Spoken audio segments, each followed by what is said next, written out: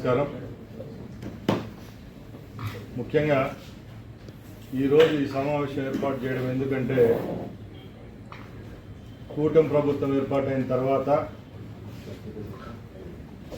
ముఖ్యంగా గౌరవనీయులు పెద్దలు ముఖ్యమంత్రి వర్యులు నారా చంద్రబాబు నాయుడు గారు క్రీడల పట్ల ఉన్న ఆసక్తితో అలాగే క్రీడాలోకాన్ని ముందుకు తీసుకొని పోయే లక్ష్యంతో ఒక సంచలనమైన నిర్ణయం తీసుకొని పోయారు.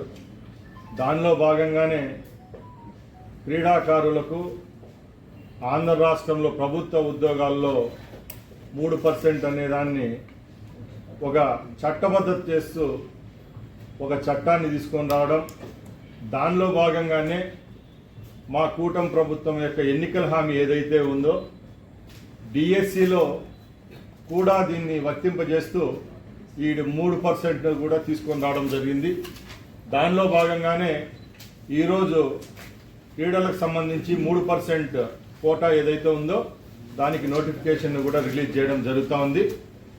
దీనికి మా తరపున పూర్తిగా రాష్ట్రంలో ఉన్న క్రీడాకారుల తరపున ఈ ప్రభుత్వాన్ని ఏలుతున్న గౌరవ ముఖ్యమంత్రి చంద్రబాబు నాయుడు గారికి అలాగే ప్రభుత్వ పెద్దలందరికీ పత్రికా ముఖంగా అలాగే మీడియా ముఖంగా ధన్యవాదాలు తెలియజేసుకుంటున్నా.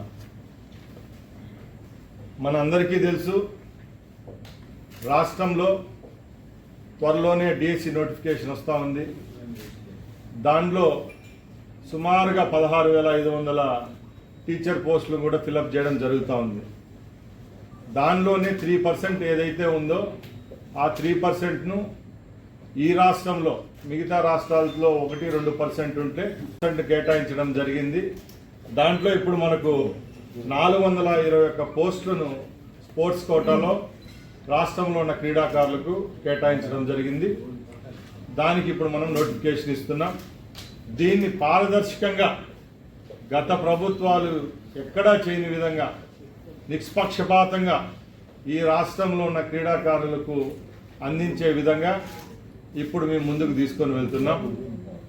ఇప్పుడు ఎవరైతే నిజమైన క్రీడాకారులు ఉంటారో, ఎవరికైతే సర్టిఫికెట్ అనుకోండి వాళ్ళు నేషనల్ ఇంటర్నేషనల్ గేమ్స్ అలాగే డిస్ట్రిక్ట్ లెవెల్లో ఎవరైతే పథకాలు సాధించింటారో వాళ్ళందరికీ మంచి జరిగే విధంగా ఇది దోహదపడుతుంది. దానిలో భాగంగానే ఈరోజు ఈ నోటిఫికేషన్ ఇస్తున్నాం. మేము ఒకటే చెప్పాం, ఏదైతే గత 5 సంవత్సరాల్లో ఈ క్రీడాలోకంలో ఎప్పుడూ లేని విధంగా అన్యాయం జరిగింది. ఇప్పుడు మేము ఏదైతే క్రీడా పాలసీని తీసుకొని వచ్చామో ఆ పాలసీలో కూడా కొన్ని మంచి నిర్ణయాలు తీసుకోవడం జరిగింది. దానిలో మొట్టమొదటి నిర్ణయం ఏంటంటే ఈ 3% ఏదైతే ఉందో అది ఒకటి. అలాగే రేపు నేషనల్ ఇంటర్నేషనల్ గేమ్స్ అలాగే ఏషియన్ ఆఫ్రో ఏషియన్ గేమ్స్ అదే ఒలింపిక్స్ అయితేనే దానిలో ఎవరైతే పథకాలు సాధిస్తారో వాళ్ళకి ఇన్సెంటివ్స్ విషయంలోనైతేనే ఇంకా ఈ రాష్ట్రంలో ఉన్న ఏదైతే నిర్వీర్యమైన 5 సంవత్సరాలు సంస్థలు అయితే ఉంటాయో క్రీడాలోకానికి సంబంధించి అవన్నీ ఒక్కొక్కటిగా గాడిలో పడే విధంగా చర్యలు తీసుకుంటున్నాం. దానిలో భాగంగానే మీరు చూస్తున్నారు, ప్రతి ఒక్క రోజు మీడియాలోనైతేనే పేపర్లు అయితే ప్రతి ఒక్క రోజు చూస్తున్నారు. తిరుపతి అనుకోండి, అనంతపురం, శ్రీకాకుళం, విజయనగరం ప్రతి ఒక్క దగ్గర క్రీడలకు సంబంధించిన ఆడిటోరియాలు అయితేనేం ఇండోర్ స్టేడియంస్ అయితేనేం ఎక్కడో ఒక దగ్గర ఏదో ఒక కార్యక్రమాన్ని చేపడుతున్నామంటే మాకు చిత్తశుద్ధి ఉంది. అది చూసా తప్పకుండా ఈరోజు కేంద్రం నుంచి నిధులు తీసుకొని వచ్చే విధంగా ఒక పక్కన ప్రయత్నం జరుగుతూ ఉంటే రాష్ట్రంలో కూడా క్రీడాకారులకు ఎక్కడ ఏ విధమైన సమస్యలు జరగకుండా కార్యాచరణ జరుగుతూ ఉంది. దానిలో భాగంగానే చాలామంది పాత్రికేయ సోదరులు చాలాసార్లు మా దృష్టికి తీసుకొని వచ్చారు. ఈ ఫేక్ సర్టిఫికేట్స్ గురించి కూడా చెప్తే కూడా మేము గత 3 నెలల ముందే డిజీ లాకర్ ఏదైతే ఉందో దాంట్లో ఏవైతే సర్టిఫికేట్స్ ఉంటాయో ఆ సర్టిఫికేట్స్ను కూడా స్కాన్ చేసి పెట్టుకొని దాంట్లో కూడా ఏ విధమైన పొరపాట్లు లేకుండా ఆ ఫేక్ సర్టిఫికేట్ విషయంలో కూడా ఉక్కుపాదం మోపుతామని చెప్పాం. దానిలో భాగంగానే ఈరోజు కూడా ఎవరైతే ఆశావాహులు ఉంటారో వాళ్ళందరికీ మంచి జరుగుతుందని తెలియజేసుకుంటున్నాం. ఈ రాష్ట్రంలో ఎవరైతే క్రీడాకారులు ఉన్నారో వాళ్ళందరూ ఈ ఎస్జిటి పోస్టులకు అయితేనే అలాగే టీచర్ పోస్టులకు అప్లై చేసుకోవాల్సిందిగా కోరుకుంటున్నాం. అది కూడా మీకు ఈ ప్రాసెస్ను కూడా ఏ విధంగా రేపు అమలు వస్తుందో మీకు నోటిఫికేషన్లో కూడా రూపొందించడం జరిగింది. దాన్ని కూడా మీకు కాపీని ఇస్తామని తెలియజేసుకుంటున్నాం. స్టేట్ లెవెల్ మీద తెలిసి ఇంటర్నేషనల్ లెవెల్ మీద వరకు కూడా అప్లై చేస్తాం సార్. ఇప్పుడు ఏదైతే రాష్ట్రంలో మీరు జియో నెంబర్ 4 3% అప్లికబుల్ చేస్తూ జియో నెంబర్ 4 ఏదైతే విడుదల చేస్తున్నారో సార్, అందులో 65 గేమ్స్ అనేది ఇవ్వడం జరిగింది సార్. అందులో కేటగిరీ ఏ, కేటగిరీ బి అని గేమ్స్ని డివైడ్ చేశారు సార్. దాంతోపాటుగా కింద ఒకటి నోట్ అని చెప్పేసి పెట్టడం జరిగింది సార్. ఏ కేటగిరీలో ఉన్న గేమ్స్ ఏదైతే ఉన్నాయో అవి ఫిల్ అయిన తర్వాత మిగిలిన పోస్టులు మాత్రమే బి కేటగిరీలో ఉన్న క్రీడాంశాలకి ఇస్తాము అని చెప్పేసి అన్నారు సార్. మరి అది ఎలా డివైడ్ అనేది? Category A, category be based on priority of the disciplines అండి. సార్ మనకు పాత జీవోలు కేటగిరీ ఏలు ఉన్న స్పోర్ట్స్ అని ఉన్నాయి. కేటగిరీ బిలు ఉన్న స్పోర్ట్స్ మీరు చూస్తే టెన్నిస్ బాల్ క్రికెట్ ఉంది, అటియా పాటియా అని ఉంది, మోటార్ సైకిల్ పోలో అని ఉంది. ఇవన్నీ కూడా కాంపిటేటివ్ స్పోర్ట్స్ కాదు. అంటే గవర్నమెంట్ ఆఫ్ ఇండియా రికగ్నైజ్ చేసింది కాబట్టి మనం పెట్టాం. బట్ అదర్వైజ్ మనకు ప్రయారిటీ స్పోర్ట్స్ ఏమున్నాయి, ఒలింపిక్స్ గేమ్స్లో ఏమున్నాయి అవి మాత్రము కేటగిరీ ఏ డిసిప్లిన్ కింద తీసుకున్నాం. ఎందుకంటే ఆల్రెడీ మనకు ఒక కోర్టు కేసు ఉంది.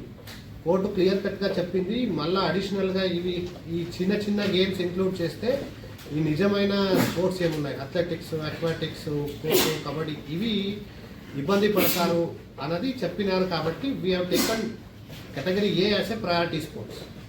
కేటగిరీ ఏలో మీరు ఇప్పుడు ఏదైతే ఒలింపిక్ గేమ్స్ ఉన్నారో అవి కాకుండా కూడా అదర్ గేమ్స్ యాడ్ చేయడం జరిగింది.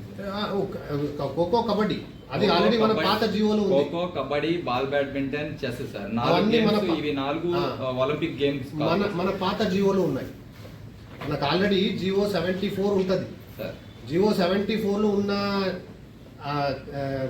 దీన్ని ఇక్కడ పెట్టాము. ఏం లేదు కదా కేటగిరీస్ ఇచ్చారు కదా. అవునండి, ఇది it's a policy decision of the government, policy decision. So అంటే ఇక్కడ సమన్యాయం అనేది క్రీడాకారులందరికీ ఒక సమన్యాయం అనేది జరగట్లేదు. ఇప్పుడు దాని వల్ల ఏమవుతుందంటే మీరు కేటగిరీ ఏలో ఉన్న క్రీడాంశాలకు మాత్రమే ఉద్యోగాలు ఇచ్చి అవి మిగిలితేనే బి కేటగిరీ వాళ్ళకి ఉద్యోగాలు ఇస్తాము అన్నారు. దాని వల్ల ఇబ్బంది పడుతున్నారు కదా క్రీడాకారులు. ఇప్పుడు అదే డిసిషన్ ఆఫ్ ది గవర్నమెంట్. మీకు టెన్నిస్ బాల్ క్రికెట్ ఆడే వారికి నేను నేషనల్ ప్లేయర్ అని తీసుకొస్తే ఇక్కడ మీరు టెన్నిస్ బాల్ క్రికెట్ ఇక్కడ టెన్నిస్ బాల్ ఆడే వాడికి ఒక నేషనల్ గేమ్స్లో 100 మీటర్లు గెలిచిన వాడికి తేడా ఉంటుంది కదా, ఉంటుందా లేదా?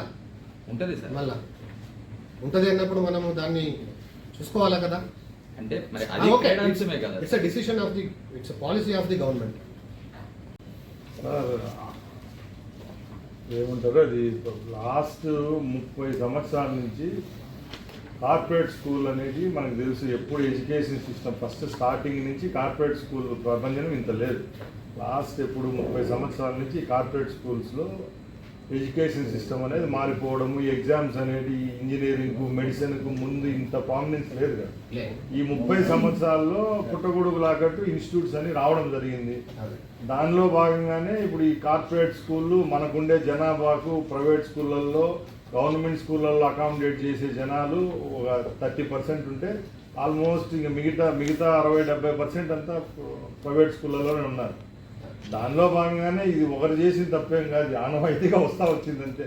అట్లని చెప్పి ఇప్పుడు స్కూళ్ళకు పర్మిషన్ తీసేస్తే ఒక రోజు ఏదైనా చిన్న డిస్టర్బెన్స్ గవర్నమెంట్ చేస్తే ఫస్ట్ నష్టపోయేది గవర్నమెంట్ కంటే స్టూడెంట్స్, పేరెంట్సే. ఒక రోజు అంతా ఆపితే 7 పీరియడ్లు వెళ్ళిపోతాయి.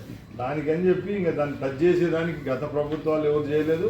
ఇప్పుడు కూడా అయితే లోకేష్ బాబు గారు ఎప్పుడైతే మినిస్టర్గా తీసుకుని హెచ్ఆర్టీ మినిస్టర్ అయిన తర్వాత ప్రతి ఒక్క మీటింగ్లో ఈ అసోసియేషన్స్ వాళ్ళు కలిసినప్పుడు గవర్నమెంట్ ఎయిడెడ్ ఏదైతే స్కూల్స్ ఉన్నాయో దానికైతే క్లియర్గా చెప్పడం జరిగింది.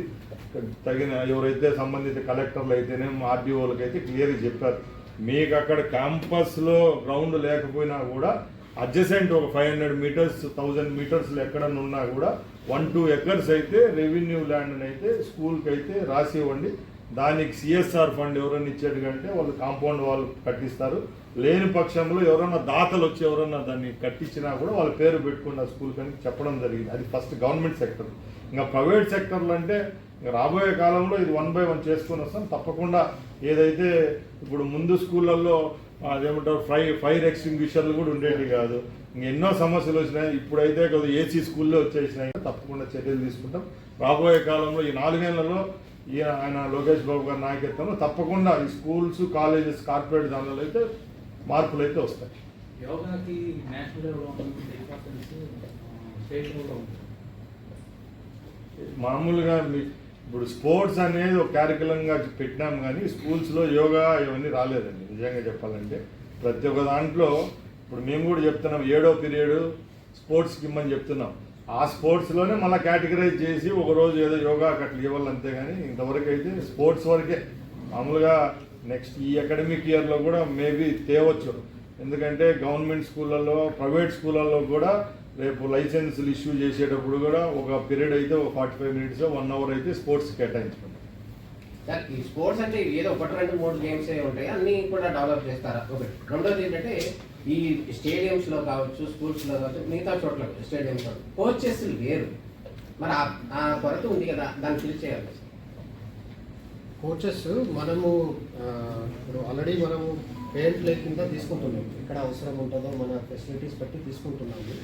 ఇప్పుడు గౌరవ ముఖ్యమంత్రి గారి డైరెక్షన్తో, అదేవిధంగా గౌరవ మంత్రి గారి డైరెక్షన్తో కూడా ఇప్పుడు శాప్లు ఖాళీగా ఉన్న కోచెస్ని కూడా 50% నేషనల్ ఇంటర్నేషనల్ మెడలిస్ట్ ద్వారా తీసుకోవాలన్నది, అది కూడా ఆల్రెడీ పైప్ లైన్లో ఉంది.